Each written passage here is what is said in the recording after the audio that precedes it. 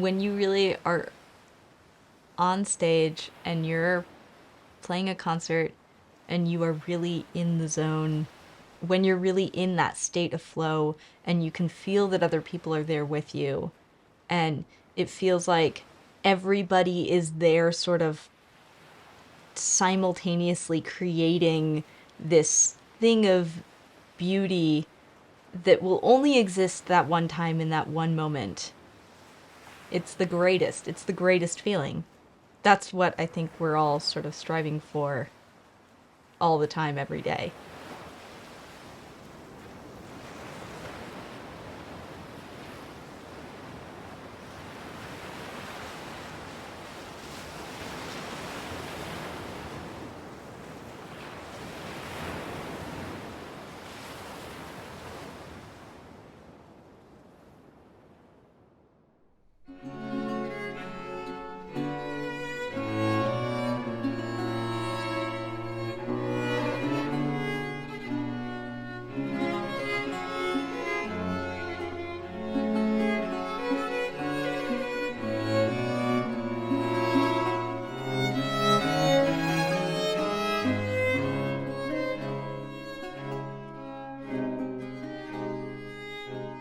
I'm from Denver, Colorado, in the United States, and I grew up there. I started playing the violin at the age of 8, which is a bit late for violin, but I started because I needed to play for school. And then when I was 12 years old, the Baroque Chamber Orchestra of Colorado was founded. And I was in a place where I sort of didn't want to be playing violin because it wasn't cool at school, and a lot of my friends were quitting lessons, and I was like, oh, I want to quit playing the violin. But then I saw this orchestra, and I'd heard symphony orchestras, I'd heard concerts before, and I'd always enjoyed them. I'd always enjoyed classical music, but I heard the Baroque Orchestra in Colorado and was totally obsessed. I I'd never heard the sounds that they made. I didn't know that classical music could sound the way that sounded, and it really reached me. It really touched me in sort of a deep place. It really moved me, and yeah, I became obsessed. I started going to all of their rehearsals when I wasn't in school. I would sit in the audience of whatever church they were rehearsing in and do my math homework or whatever. And then started going to all of their concerts. Like if they did the same concert 3 times throughout the weekend, I would go to every single one if I could. And I really wanted to play Baroque violin. I really wanted to do that. In the States, especially at that time, and in Colorado, that was really not an option. So I kept playing the modern violin. I picked up the Baroque violin for the first time when I was 16 at the Baroque Performance Institute at Oberlin College in Ohio, which was a great experience, but it was, a 2-week summer camp. And then I studied modern violin through my bachelor's, through my undergrad, and in Oregon, and then I wanted to really begin studying Baroque violin, and I lived for a few months in Seattle doing that, and a little bit of time in Toronto, but I had a teacher in Toronto tell me that I really should consider moving to The Hague and studying at the conservatorium here, and so I did. It's sort of the place to go if you want to study Baroque music, and it makes sense to do it in Europe. There are more options. There's more of a scene. There are more opportunities. So I moved like 6.5 years ago now, and studied. I did my master's here. Studied for 3 years at the conservatory, and then stayed because I have work.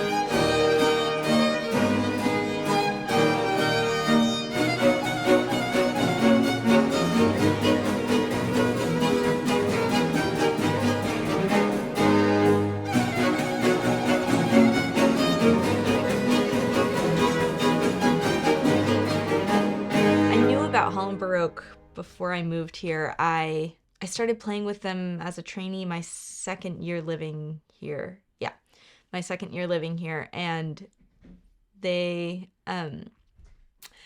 the way they think about music is also the way that I had always thought about music without really knowing it.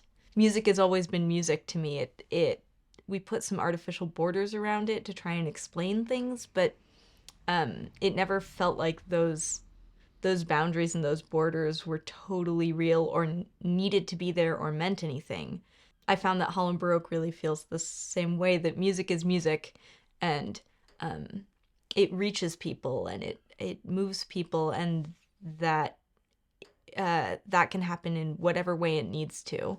And I was also I've learned a lot from them about the idea of needing to come to music every single day with fresh eyes. You can't rely on what you did yesterday. You can't rely on what the project sounded like last time you played it. You have to start kind of at the same place every day with fresh new eyes, the idea of discovering something anew, and that newness needs to be there every day in order to create music.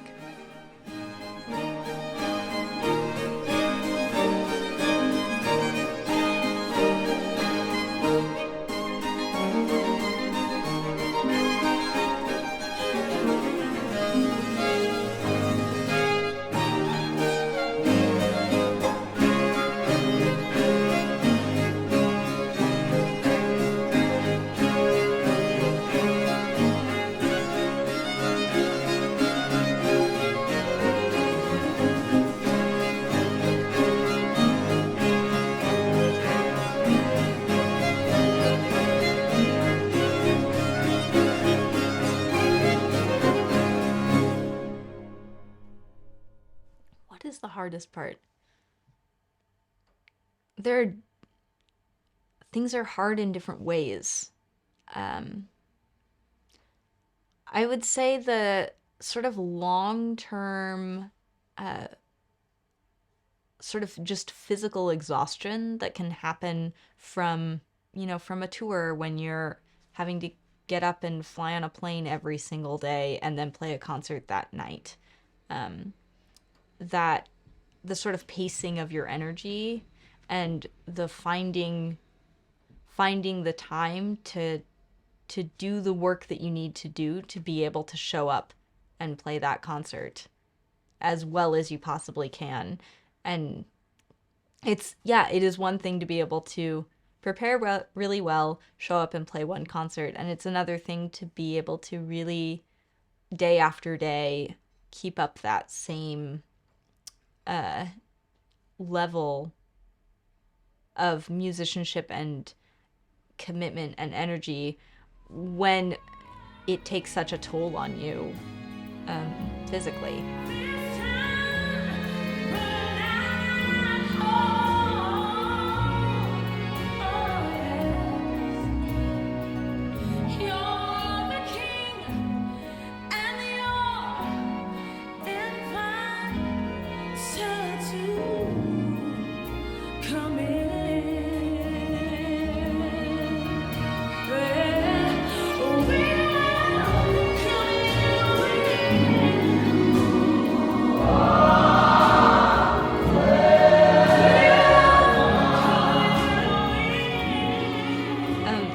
Goes that I saw Irish dancers when I was 2 years old and said, I want to do that. And my parents were like, yeah, okay, sure. And then they thought I would get over that and forget or something, I think.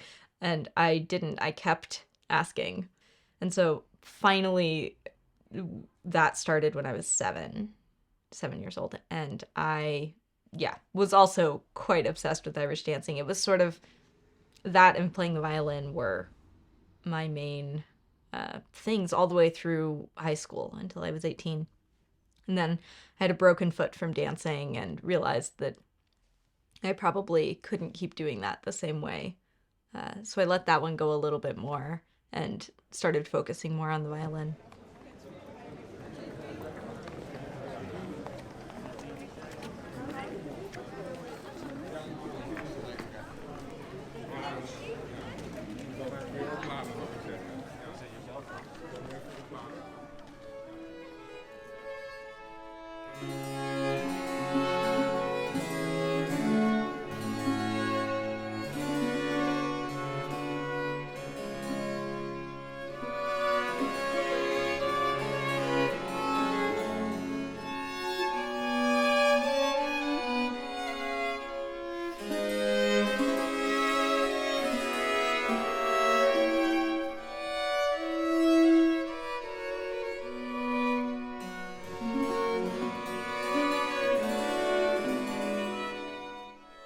Yeah, it's true that my job and my work requires me to be around a lot of people a lot of the time.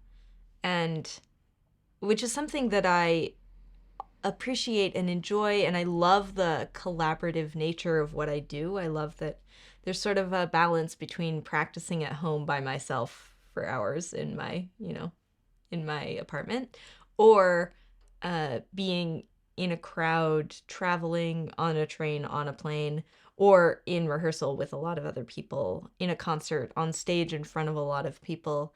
Um, and I like that interaction. But then I also find that I really have a need to also be alone and take time to reflect and check in with myself and sort of center myself again. And um, that feels best and easiest to me if that can be out in nature somewhere. It helps me feel like I'm more connected to the world and less important. Uh, I like the feeling of being one tiny small part of this huge expansive universe. And so, for instance, being by the sea, the feeling of that enormous sea out in front of me helps me feel small in a great way. And I think it's also partly tied to where I grew up. I grew up in a place right next to the Rocky Mountains. My backyard was a forest. There was a grove of aspen trees, and they grow in a grove where they're all connected by their roots. You will never find one alone, because they all grow together as a community. And there was a grove of them with they grew in a circle, and there was an empty space in the middle of that circle. And I remember going as a very small child. We moved when I was 5, so I guess it was before that. I would go and sit by myself in the middle of that circle of trees and sit and think, I guess, daydream, imagine things. I think it really had a huge impact on my experience of nature and need to feel like a part of the world in that way. And it's easy to lose track of that when you live in a city.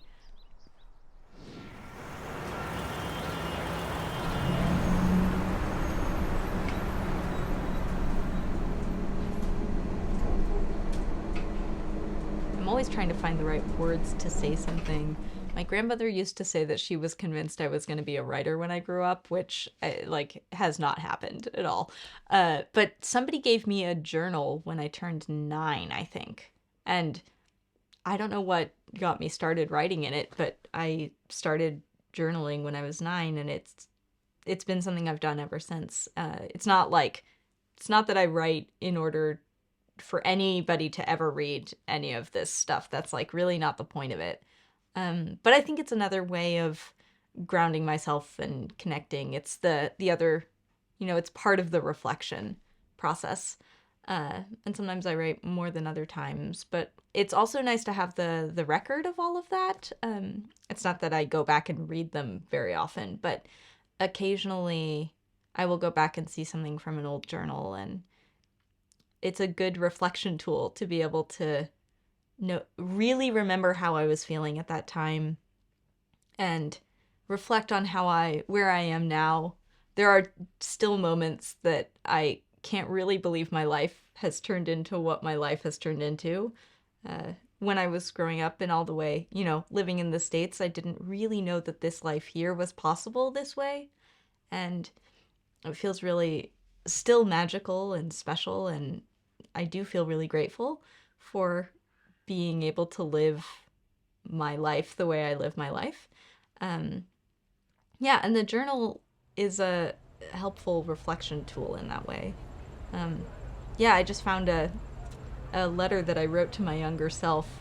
I wrote that letter in 2016, right after I'd moved here. I'd had a very hard year the year before that, and I had felt like I'd sort of gotten over a hurdle, that I was at the beginning of something new.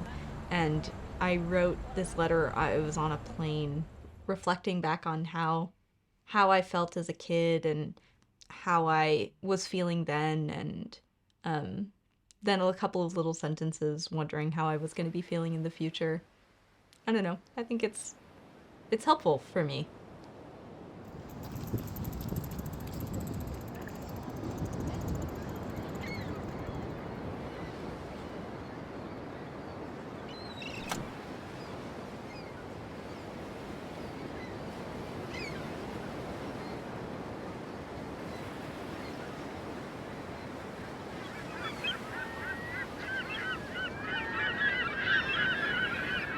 November 25th, 2016. Dear me, I'm sitting on a plane right now on my way back to the Netherlands, where I now live. I'm contemplating my life, as often happens while on planes. I know you think you know where your life is headed, but there are so many things in store for you. You feel like a shy and anxious kid, but now I live across the ocean.